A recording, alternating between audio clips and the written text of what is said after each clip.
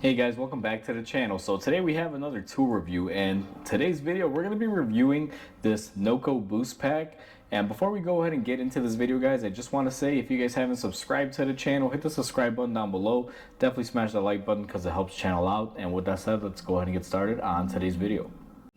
So what we're going to be reviewing today is this NOCO Boost. Now this is the cheapest model that you could possibly own when it comes to these. I actually got this on sale. I want to say it was like $50 when I bought it. It's a GB10, so this is the bottom rung, but I believe all of these work about the same. They just have different battery ratings and different types of batteries in them. But for this video review, we're going to be doing the GB10. Now, before I get into it, guys, I do want to say that I bought this on my own money, not a sponsored video. And if you want to get something similar to this that I have, I will have a link down in the description. And if you use that link, it will help out the channel because I'll be able to get some commission for that particular item. So when it comes down to this NOCO Boost, I'm going to start off, and I'll say this because I actually made a video in a shop talk video talking about this. I thought these were gimmicks when they came out. I did not believe them, and it has taken me a very long time to accept these. These have been out for a number of years.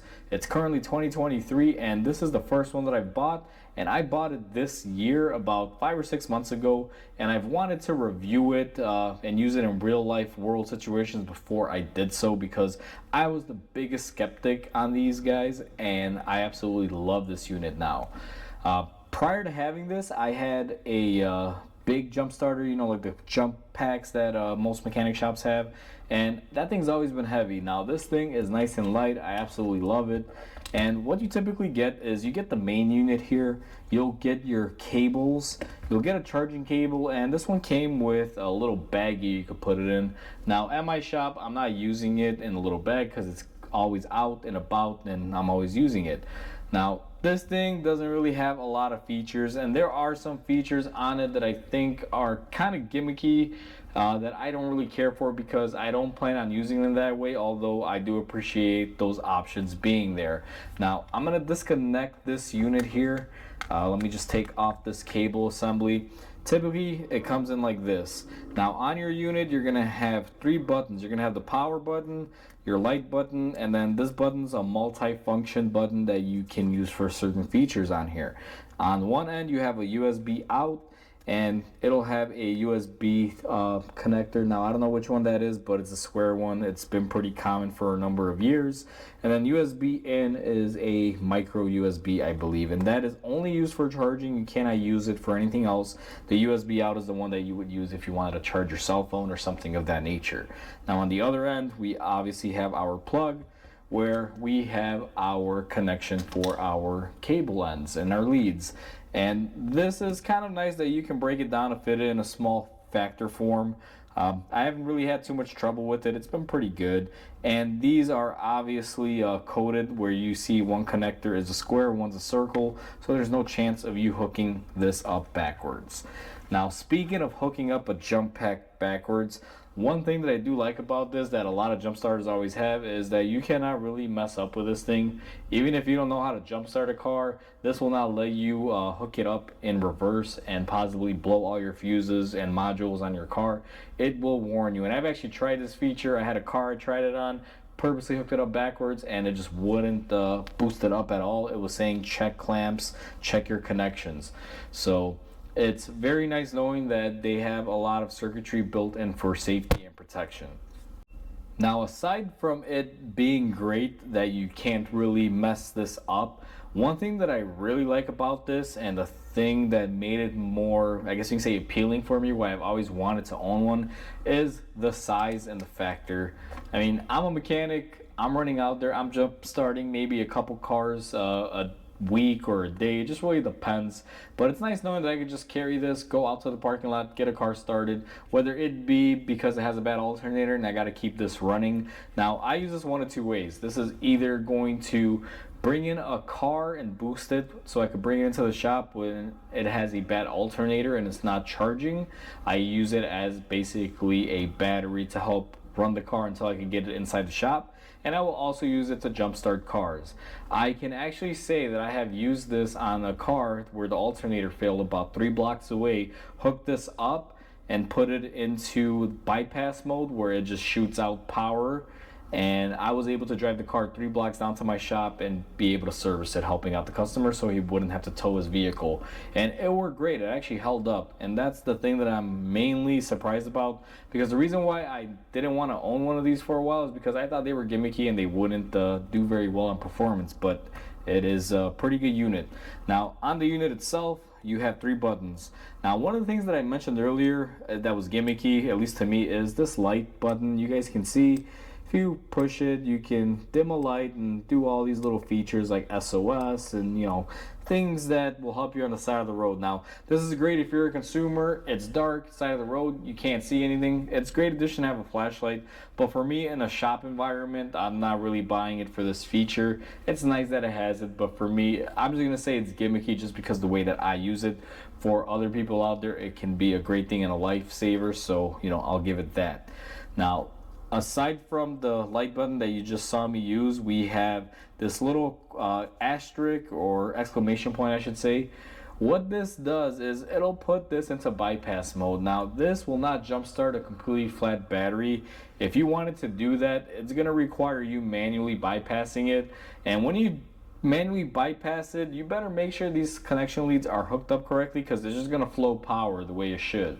So as long as you have your connections hooked up and you got a flat battery, you press this and hold it while the unit is on, you'll see these lights start dancing and moving around, and it'll basically indicate that you got full power going to the battery and that you have bypassed it, and you should be able to start it. That's another safety feature that's built into it that I kind of like, because I'll know when a battery is completely flat. And that's a big thing in the wintertime, because out here, if a battery freezes and you apply power to it and you try to jump it, sometimes it can explode. So knowing that a battery is completely flat and it's been sitting, let's say, in a parking lot for 3 days and it's freezing, I may want to think twice about hooking up power to it and jump starting it. I may just want to replace it, because that battery could be frozen over and could have potential to explode. So that's a nice feature. I definitely like that function of it. And when it comes down to just usability, all you got to do to turn this unit on is push that button.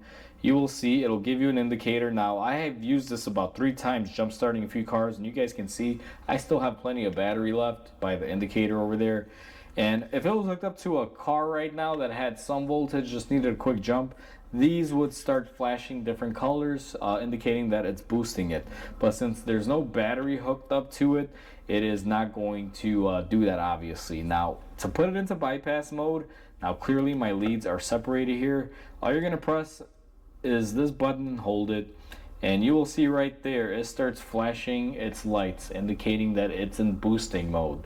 Now if your battery is not a flat battery and has voltage, as soon as you hook it up and then turn it on, you will see this happen automatically.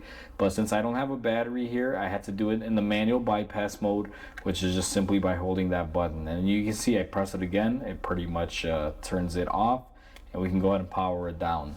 And the way I like to use this is I'll hook it up to my battery and then I'll just turn it on.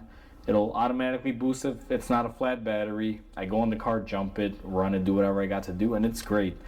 And I will say, for it being the cheap of the cheap models, very skeptical. I paid $50 for this at a Sam's Club. It was on a promo sale.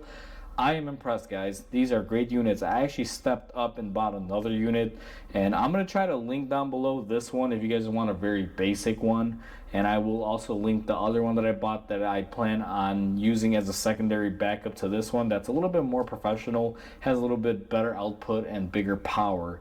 Now for the money, for what these offer, what I will say is that if you do plan on using it, step up and get the bigger one, especially if you're in a shop environment. You want to have one that has really good reserve capacity.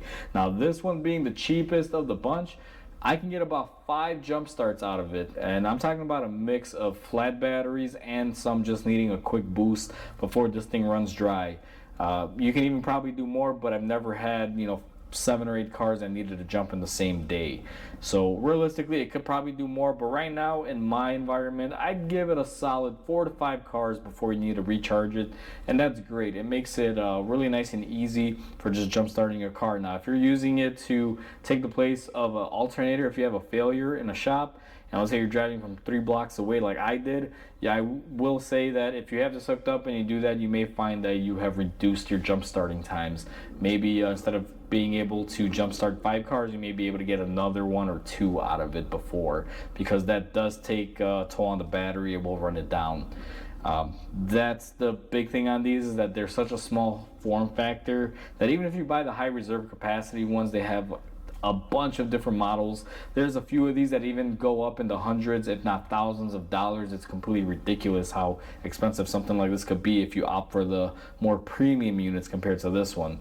But overall, if you're going to be in a shop environment, step up to something that's a little bit bigger than this. If you're just a consumer looking for something every now and then, I would probably say that even though this cheaper one or the step down model might be good for you, I have read and heard people complaining that if you're not constantly using these or have them on a charge, that they can go bad. So this does need to be used. It's not something that you just buy, charge once, and leave in a closet for a bad day or throw it in the trunk of your car. It will need some consistent usage or some sort of usage on there and charging pattern for it to be reliable for you.